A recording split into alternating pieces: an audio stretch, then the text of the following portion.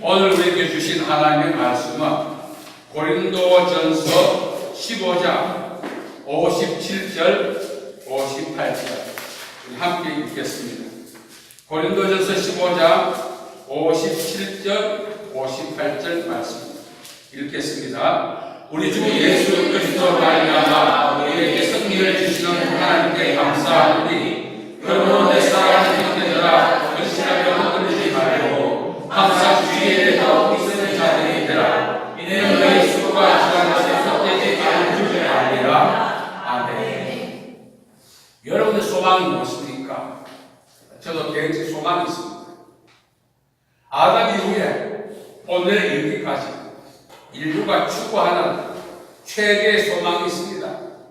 그 소망은 바로 생리적 죽음을 통해서 상실한 그 생명력을 다시금 회복하는 것입니다.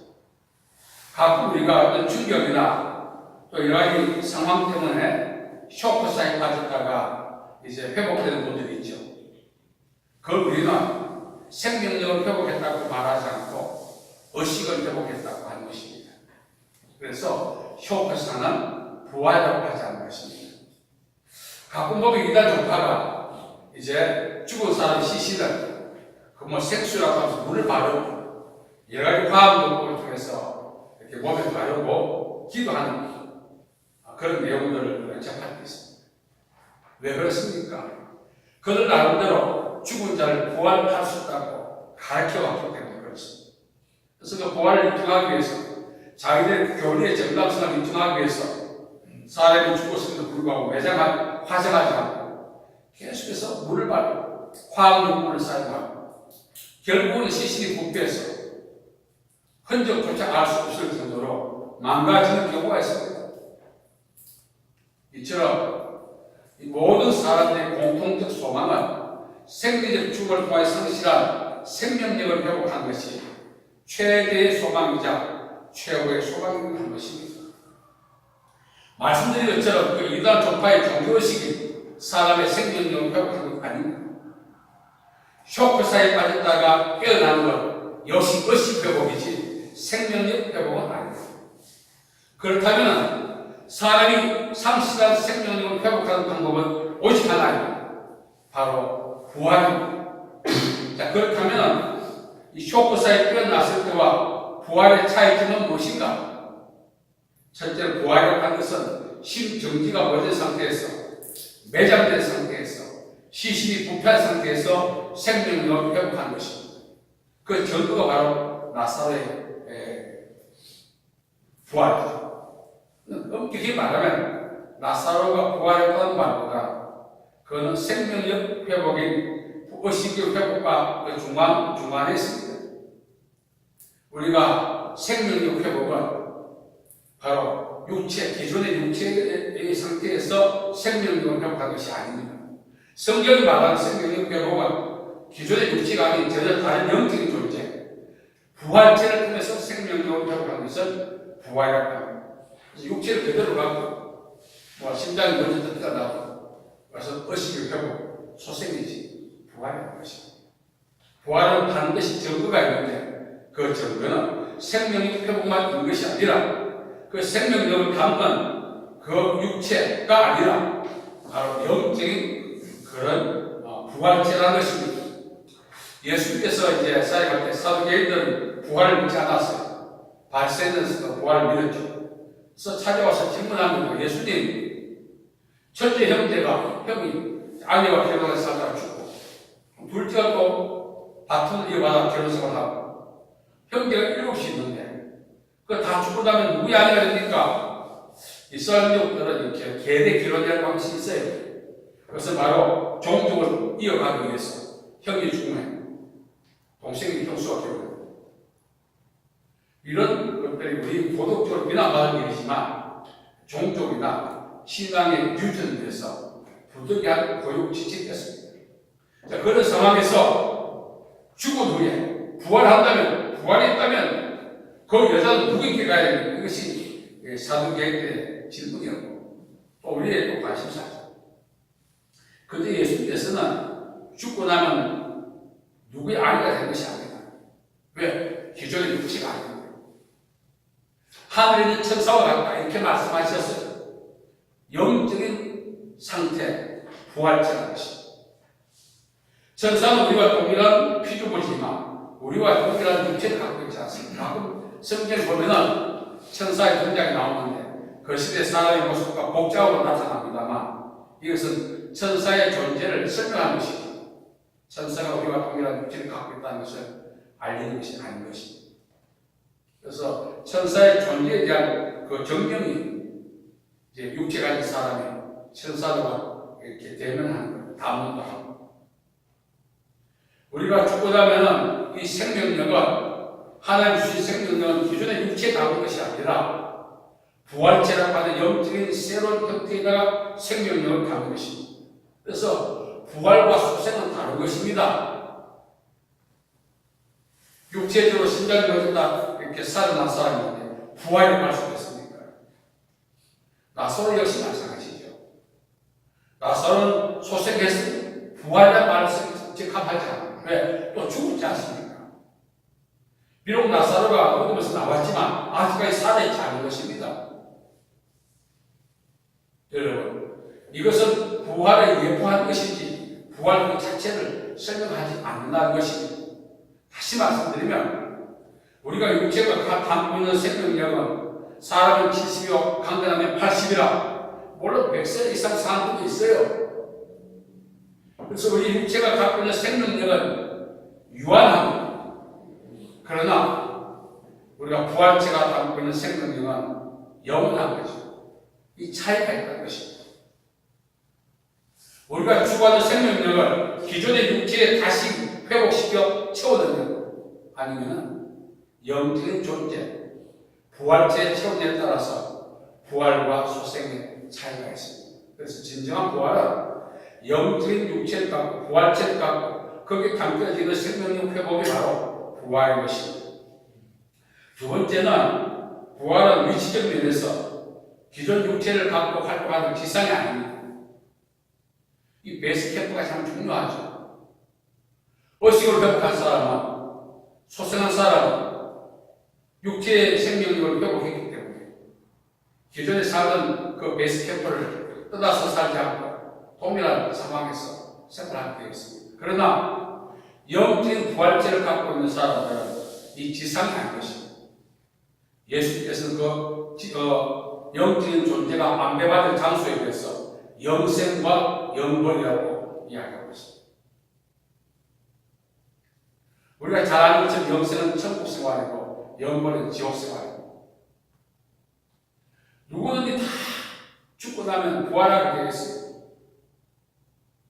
그러나 생명의 부활로 우리가 부활한 사람이 있고 영벌의 부활로 부활한 사람이 있습니다. 그래서 우리가 위치적인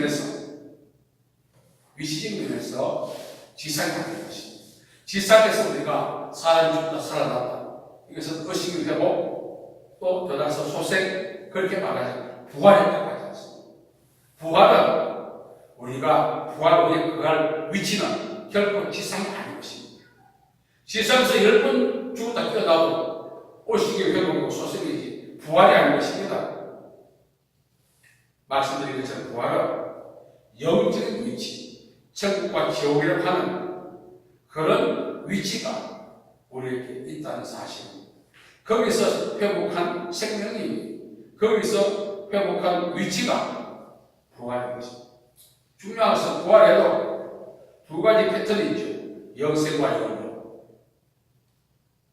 중요한 것은 영생과 영벌은 우리의 선택에 의해서 주시지 않습니다. 우리가 땅에서 죽었다가 의식을 회복하고 소생했어요. 그럼 내 몸을 가지고 내가 가고 싶은 것 마음대로 선택해서 갈 수 있습니다만 영적인 위치는 우리의 선택에 의해서 주시지 않습니다. 어떤 결과에 의해서 주신 것입니다. 그 결과가 바로 나를 믿는 자는 죽어도 산다는 예수의 말씀이 있는 것입니다. 누구든지 예수를 믿으면 멸망하지 않고 영생을 얻는다. 영생은 우리에게 있어서 천국 생활의 연장선이 있는 것입니다. 그래서 부활과 소생이 다른 것은 위치가 다른 것입니다. 어느 위치에서 생명력을 회복하냐에 따라서 부활이나 소생이나 의식의 회복이나 나눌 수 있죠.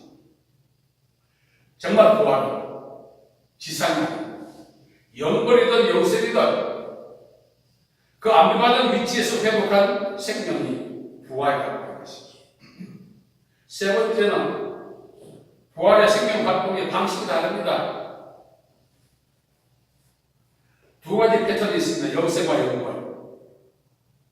부활은 그 자체만으로, 우리에게 부활이 따르는 그 자체만으로 우리의 생명이 육체에서 끝나지 않는다는 것입니다. 비록 육체는 유한하지만 생명력은 무한한데 그 생명력 지속 방법이 천국이냐 지옥이냐 차이가 있는 거죠. 보좌와 나사로는 기억하시죠? 나사로는 아브라함의 법에 갔습니다. 보좌는 엄벌에 갔습니다. 그래서 아브라함을 향하여 뭐라고 말합니까? 아버지 아브라함이요, 관계성이에요. 유대인이라면 누구든지 아브라함의 자손이고 하나님의 백성이기 때문에 천국에 들어갔다는 믿음과 확신이 있었지만 그 확신과 믿음과는 다르게 엄벌에 처해졌죠. 생활 방식이 어땠습니까? 엄벌에 처해진 보자가 아버지 아브라함이요, 나사로에게 손가락에 물 한 방울 찍었습니다. 탁 떠들어줬어요. 한 방울에 그 물이 얼마나 효과가 있겠어요? 그런데 현재 이 엄부에서는 그 한 방울의 물이 태산 같은 그 분량의 물의 가치가 있다고 느끼는 거죠. 너무나 고통이 심했습니다. 그래서 아버지 아브라함이요, 나사로를 시켜서 손가락에 물 한 방울 찍어서 내 혀를 서늘하게 해주소서. 진정한 부활은, 진정한 생명의 회복, 아브라함의 부활, 하나님 나라의 삶을 이야기하는 것입니다. 많은 사람들이 부활에 대한 소망을 갖고 있어요. 중요한 것은 부활 후에 어느 위치에 내가 안배받느냐, 어떤 방식으로 영생을 이어갔냐가 분명해져야 하는 것입니다. 부활 자체는 모든 인간에게 주신 하나님의 선물입니다. 그리고 부활 후에 하나님의 심판대 앞에서 심판받게 되죠. 위치에 대한 심판, 또 영생을 이어가는 영생의 방식에 대한 심판을 받게 되는 것입니다.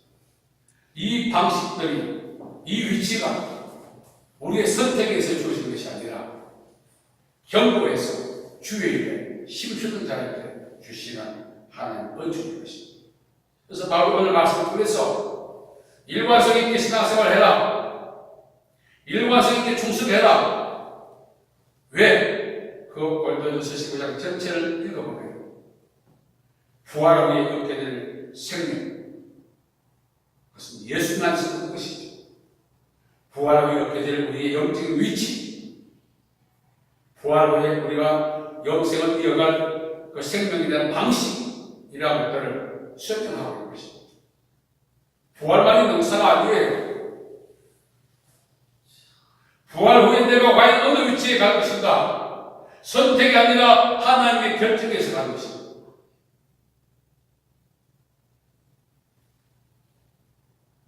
우리가 육체를 갖고 있을 때는 뱁새가 황새 따르는 가리가 지지지도 많이 가난해도 부자가 없는 음식, 돈 맞으면 먹을 수 있어요. 선택할 수 있죠. 부자를 사는 아파트, 월세라도 살 수 있어요. 선택이 있어요. 그러나 영적인 위치는 그렇지 않다는 거죠. 영적 생명을 이어가는 방식은 그렇지 않다는 것입니다.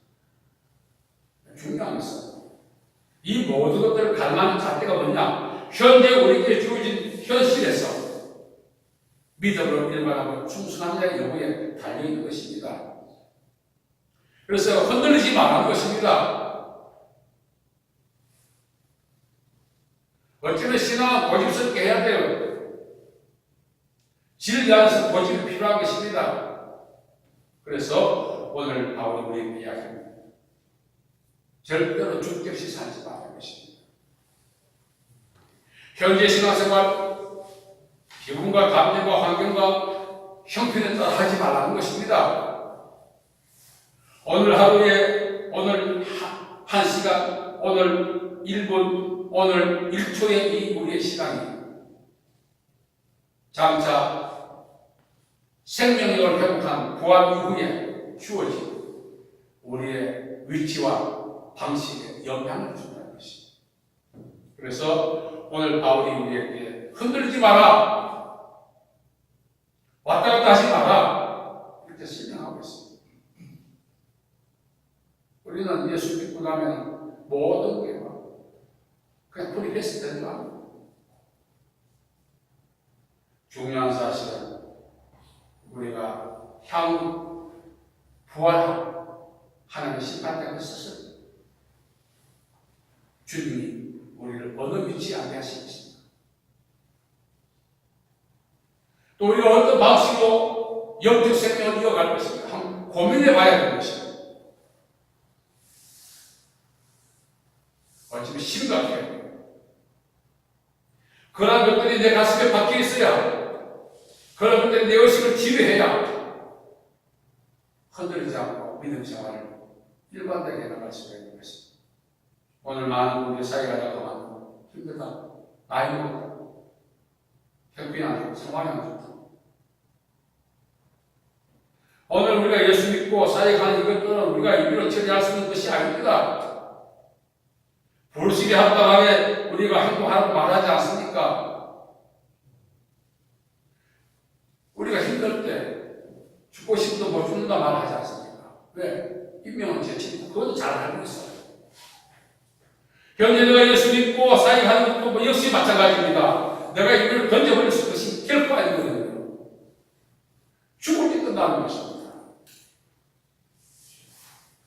어떤 분이 제게 말했어요. 목사님, 나는 달란트도 남기고 없고 아무것도 없습니다. 하나님 앞에 가면 부끄러워 어떡할까요? 제가 이야기했습니다. 자살하지 마라. 그거 말고 다행이에요. 왜? 하나님 나에게 주신 자유적 생명을 잘 관리하고 그렇게 주는 것도 생명의 달란트를 잘 관리하는 하나의 방법입니다. 그거라도 있어야죠. 그거 좀 잡수고 어떡할까요? 자유사라도 해라. 그나마 네가 하나님 앞에 주어진 그 자연사로 하는 것이 생명의 달란트를 네가 감당하는 방법이 아니야. 기억할 것입니다. 그것조차 하지 않고만 죽는 사람들 얼마나 많습니다. 여러분, 우리 이제 왔다 갔다 하면 안 됩니다. 우리가 바둑을 끄거나 장기를 끄는 사람들 보면 매수로 헐던데요. 조치우 씨는 명인이라고 하는 반이 올랐는데 그분은 바둑알을 우리가 대수 때문에 치고 나는 바둑알을 하나 볼 때마다 생명을 놓습니다. 단순히 매수 앞을 바라보는 것이 아니라 내가 죽은 이후에 사람들에게 이렇게 오픈되어서 알려진 자기에 대한 평판을 먼 미래까지 바라보고 하는 그 말이 가슴에 울리는 거예요. 흔적이라고 하는 것입니다. 어떤 흔적을 남기고 갈 것에 따라서 그 흔적 때문에 바둑을 하나 놓는 게 그렇게 쉽지 않다는 거예요. 물론 상대를 이기기 위해서 바둑을 놔야 되지만 그냥 아무렇게 놓지 않고 놓을 때마다 들고 들린다는 거예요. 우리는 살아가면서 참 분주합니다. 한 치 앞도 못 내다보는데 앞으로 죽어질 영적 위치나 영적 생명의 그 이어갈 방식에 대한 고려합니까? 그러면 모든 것들을 생각하고 계산하고 살다 보면 피곤도 하겠지만 정말 든든하게 살고 붉게 살고 흔들리지 않게 중심 잡고 살아갈 수가 있다는 사실. 오늘 바울이 왜 이렇게 말합니까? 부활과 생명은 소생은 분명히 차이가 있습니다. 부활은 영적인 육체를 가진 속에 임하는 생명입니다. 부활은 하나님 앞에 하신 영적인 위치에서 그것이 비로소 시작됩니다. 주를 경외하고 섬기는 자에게는 아브라함의 품에 있는 아사처럼 생명을 이어가는 방식의 차이가 있다는 것을 설명하고 있는 것입니다.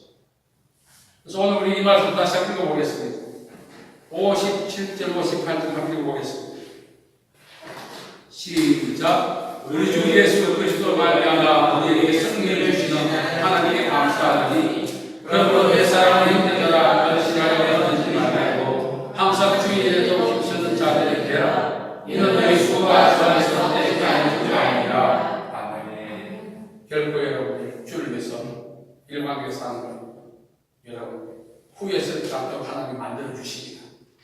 세상에 보지 그러면 늙어서 후회가 막심해요. 되돌릴 수 없어. 내가 왜 이렇게 살았나? 그러나 믿음으로 결과하고 사익에 충성한 사람은 결코 하나님 후회하지 않도록 만들어 주십니다. 어떻게? 영적인 위치를 통해서 영적 생명을 이루는 방식에 대해서 하나님 은혜를 주시기 때문에 그렇습니다. 그래서 끝까지 믿음을 일관해서 앞으로 우리에게 주어질 영생이라는 영적 위치를 반드시 확보해야 할 것이고 아브라함의 꿈이라고 하는 생명을 이어가는 영생의 방식으로 선물을 받는 저와 여러분 되기를 바랍니다. 기도하겠습니다. 하나님 아버지 감사합니다. 정말 우리가 이 땅에 살면서 부활을 믿고 소망하지만 부활 이후에 우리에게 안겨질 영적인 위치와 부활 이후 이어갈 생명에 대한 방식을 다시 한번 우리가 기억하게 도와주시니 감사합니다. 우리가 좌우로 흔들리지 않고 믿음으로 일관해서 하나님이 주시는 영생의 영적 위치와 아브라함의 꿈이라고 하는 영생의 방식을 선물을 받을 수 있는 저희들에게 복 내려 주옵소서. 예수님의 이름으로 기도하옵나이다. 아멘.